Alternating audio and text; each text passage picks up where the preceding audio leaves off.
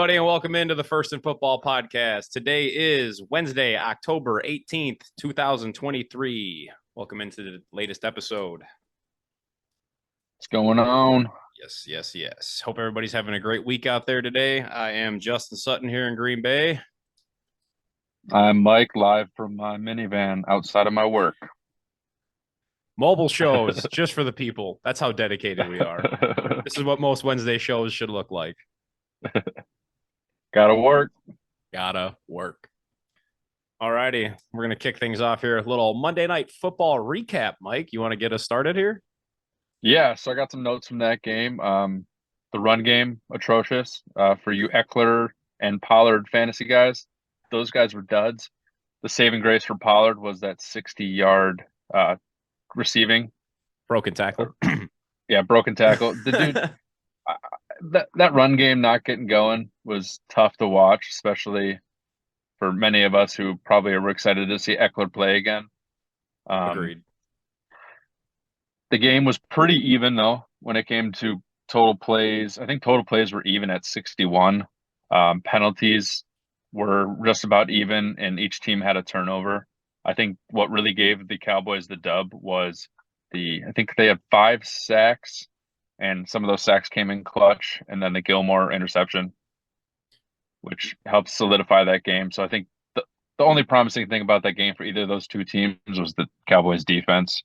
Agreed. I mean, dude, you want to talk about those sacks being critically timed? Micah Parsons was literally right on cue. I mean, I don't know if you watched the game, but Joe Buck and Troy Aikman were talking about it, literally right on cue. It was crazy. That dude's unstoppable.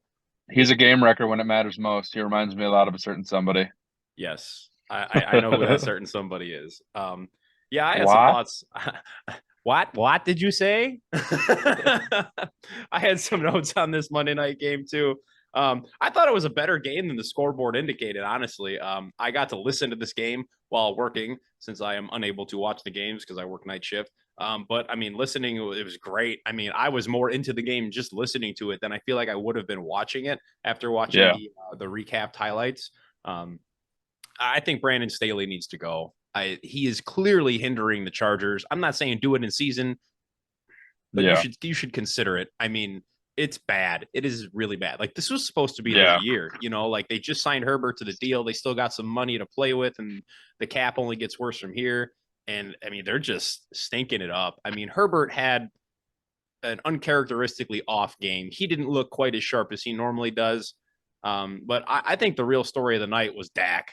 Dak looked back. I mean, that was the best I've seen Dak Prescott look, honestly, since November 10th of 2019.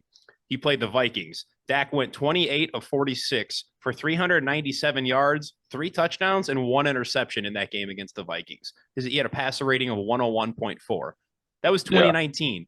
We haven't really seen Dak be that since those injuries. I mean, I think McCarthy is onto something here. He needs to start moving Dak again. Move that pocket, roll him out, let him tuck the ball and run a little bit here. I think that's he got when Dak's at his best. Didn't he get like 40-something yards on the ground? Yeah, Dak's stats this game against the Chargers, he was 21 of 30 through the air for 272 and a score. And then on the ground, he had 7 rushes for 40 yards and a touchdown. And that touchdown was beautiful. I mean, that fake was insane. He had a total of 300 in total scrimmage yards. His passer rating was 109.3. Like I said, that was the best I've seen Dak Prescott look since November 10th, 2019. Yeah, that was crazy. Those teams, I expect still more offense out of both of those teams. Obviously, the Chargers for sure, but yes, oh yeah, Dak. I mean, that one touchdown throw, that was kind of a fool. That fooled me a little bit. It's like, wow, he's way back there, just lobbing it. That was the best throw of the night from him. Yeah, off his back foot. Yeah. I mean, we were both. I think we were both wrong on our predictions there. We both picked the Chargers to win, but that was a close game. I think with that being said, a note from our picks last week. Each of us came out with 7 picks correct, so we evened it out. One of the biggest notes was me picking the Jets to win, not to win, but to cover, and they did, and they happened to win. They kept it close and scrappy, like we said before. And then, who did you have? What was your big upset? My big upset, I believe I said that the Bills would win, but they would not cover. Yep.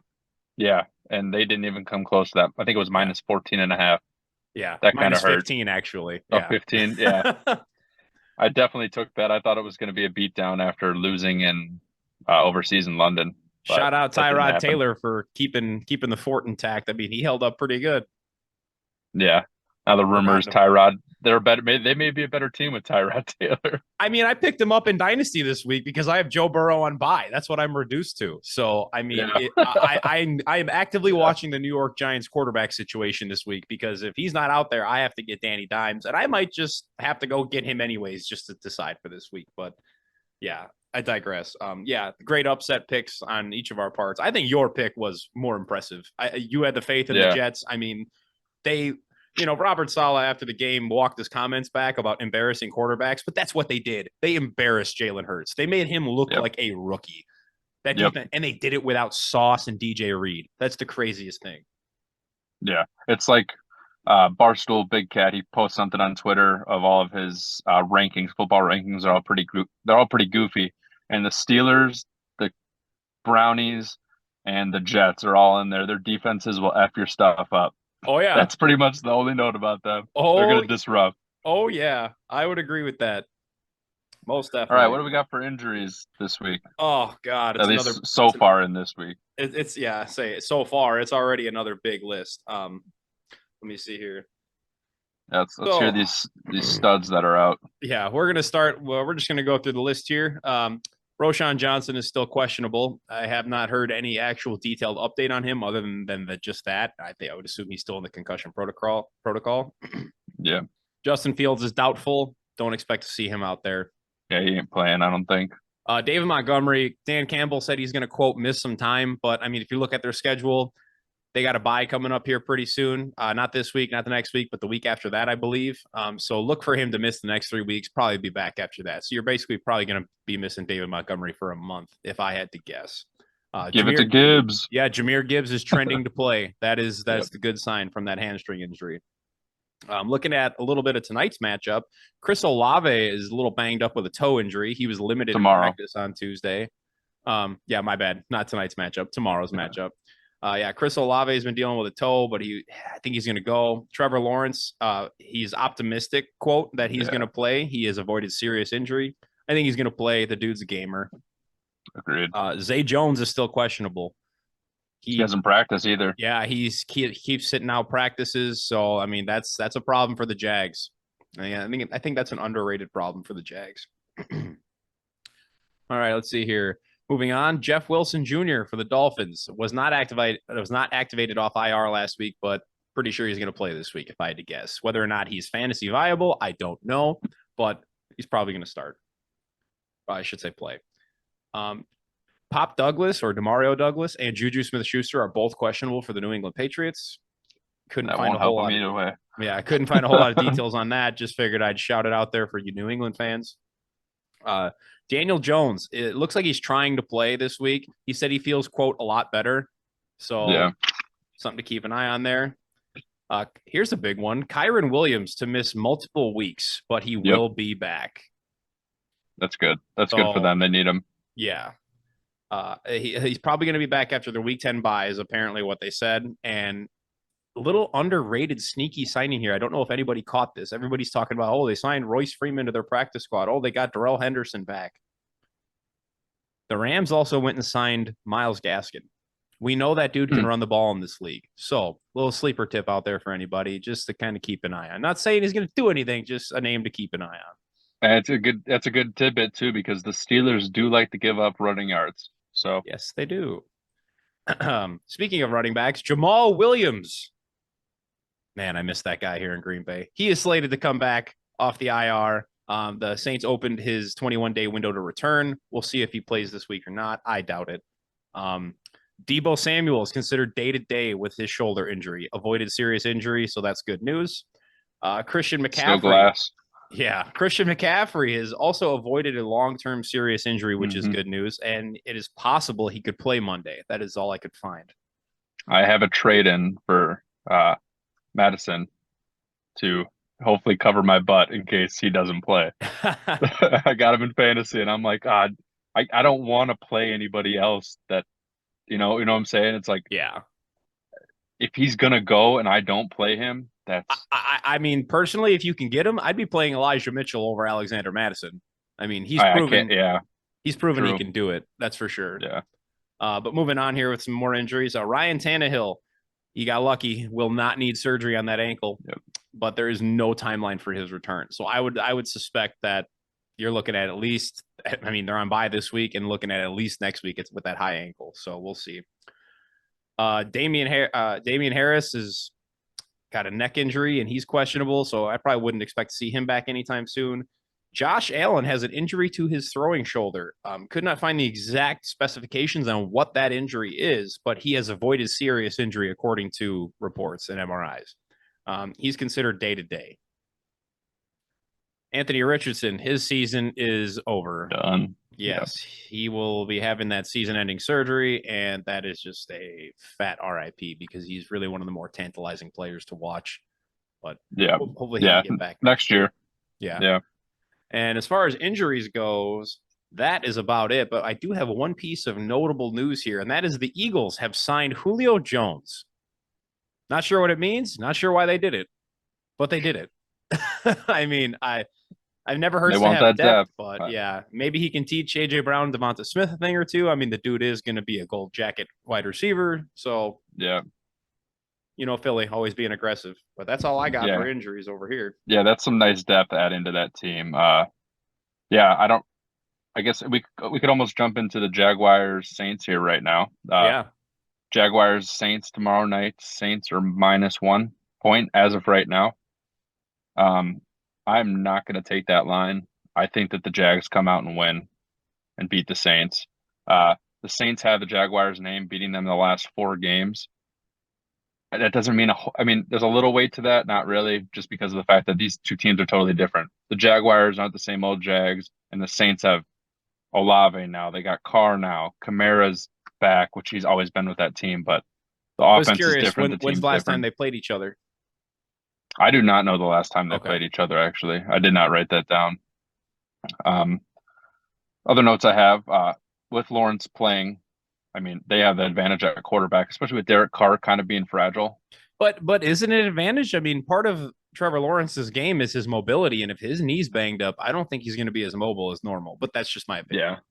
Well, I'm thinking like Derek Carr is also hurt shoulder. Yeah. His chest is still hurting affecting him. That they have 2 quarterbacks. Each quarterback on the team or on each team is a little bit banged up right now. I'm going to still give the edge to Lawrence. I think he's more of a gamer. I think he's still going to move even with a banged up knee. You're going to take the youth. All right. Yeah. yeah, exactly. And Zay Jones being questionable, that hurts them. But Kirk and Ridley have been those guys are studs. They can show up when they need to show up. And then Olave as well being hurt. I mean, that's huge for the Saints. But he's still practicing, and I think he's going to play. So I guess even if he's out there as a decoy, I mean, I got points on this. I'm sorry. I'll let you finish. But Michael Thomas too can be a game wrecker. I mean, if Olave is a decoy, Michael Thomas getting fed the rock, that could be nice. Last note I have is I think the Jags continue their 3-game win streak that they're on, and they're beating the Saints are a low scoring team right now. The Jags score, I want to say, almost 10 more points per game than the Saints do. The Saints are at the bottom half of the league in scoring per game, and I think the Jags take advantage of that. Interesting. See, we are on polar opposites here. I'm looking at this as like, you see a banged up Trevor Lawrence, banged up Derek Carr, and you're taking the youth. I'm taking the wisdom. I'll take the vet. I think he's going to be smart enough and play good enough to not screw it up for them. I'm going to definitely steal. I'm not going to steal. I'm going to take this line like it is stolen. I mean, I think they're going to smash that 1-point line. I like them to win by probably at least a field goal here.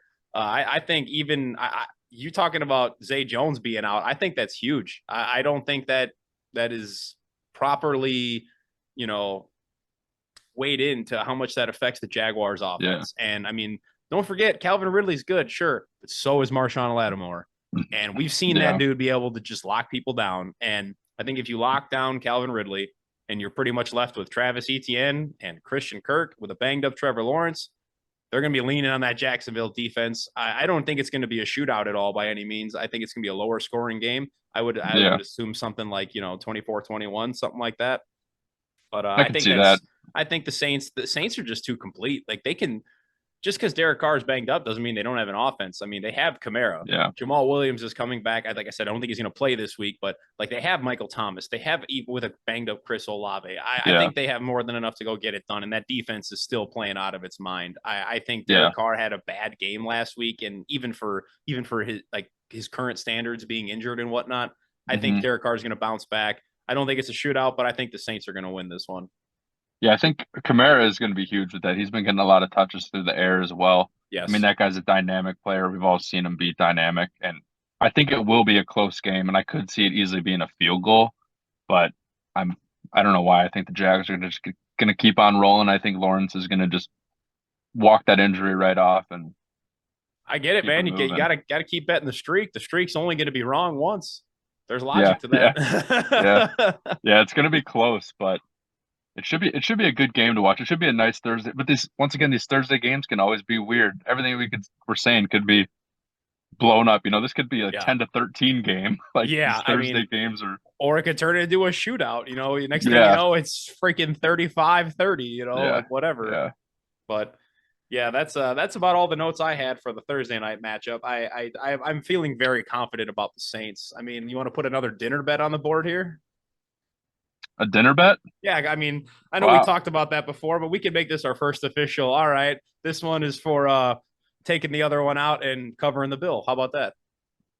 All right, I'll take that. Yeah. All right, I'm taking Saints to win tonight and cover that line. All right, write that down here. So if they win by one, we're just even. Correct. Yeah, we're playing fair rules here. If the line is just hit dead on, it's push. Okay, sounds good to me. I think that's all we got for this Wednesday's episode. I was hoping to maybe sneak into that little in our football feels segment here. I just got one quick note. Yeah, that's it. So this is more of a fantasy football note here. I'm currently in a dynasty league that's been withstanding for almost like 30 years. My dad's been in it since he's been younger than myself and whatnot, and it's just pretty generational. It's pretty cool. It's a 16 team league, 4-player keeper per team, so it's pretty vast, pretty deep, pretty cutthroat. I heard a story that one of the members of our league, who is no longer in the league, left the league, and I found out why that happened, because he had been in the league for 15 years at least. Wow. Apparently, one day while making a waiver wire transaction or free agent like ad drop, he accidentally dropped the wrong player while he was trying to pick up someone else. And they would not let him pick this player back up, even though he swore up and down it was a true and honest accident. It's been in the league 15 years, and they wouldn't let him do it. And that's brutal. And he left the league over it. Do you know who this player was? Tom Brady? 2018 rookie Nick Chubb. And he also had Saquon Barkley on the team. That hurts. Oh my goodness. I could feel that man's pain through the phone screen reading that. I was like, that is brutal. I mean, I don't like that. I don't like that. That's just the story I heard. I have not checked with, the other 15 people in the league to like verify every detail, but I mean, like that's crazy. I'm like, oh, that has my football heart breaking. I'd be devastated if I was the one that dropped Nick Chubb, and then I'd be extremely angry if it was like an honest mistake and I couldn't even get a mulligan. Like we did that for you this year. Yeah, you did that for me this year. Yeah, because I was like, wait a second, you dropped Cup because you didn't have room. Yeah, I dropped. They didn't put him on IR yet. Yes, because of that whole stupid situation. And I was like, timeout. That's not right. Yeah. You wait till they put him on IR. Because we're doing a keeper league, and it's like, no, we can't be having that. Yeah. There's got to be some integrity to this. That was one that just hit me right in the heartstrings, and I was like, oof, I want to put that one on the pod for the inner football feels. Man. Just brutal. But yeah, that was good. That was good. Yeah, that's all I had for the in our football feels. I don't know if you had anything off the top of your head, but maybe next week. Yeah, maybe next week. It's a little hard getting prepared here at work and being in, you know how it is, but life is busy, man. Life is busy. Yeah, I think we'll be back next Friday night. We're going to record another pod. Yeah, this coming Friday. Talking about our picks. more injuries probably. I mean, not probably. There will be more injuries. Hopefully, more people coming off the injured list. Always praying to the football gods wherever you are, whoever we you need are. the superstars playing. Yeah, we do. But yeah, I think that's going to do it for today's episode, everybody. So just thank you, everybody, for tuning in. If you've been supporting us, we appreciate it. Go ahead and hit that like button, give us a subscribe, and turn on those notifications. You don't want to miss an episode. Our next show is Friday, like Mike just said, and we are still working hard on trying to get this podcast to an audible platform such as Spotify, Apple Music, whatnot. So yeah. All right, everybody. And comment what you want us to talk about.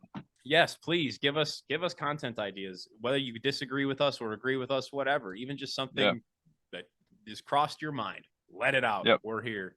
So hope everybody has a great rest of their week. Look forward to the Thursday night matchup, and we'll catch everybody on that next episode. Peace.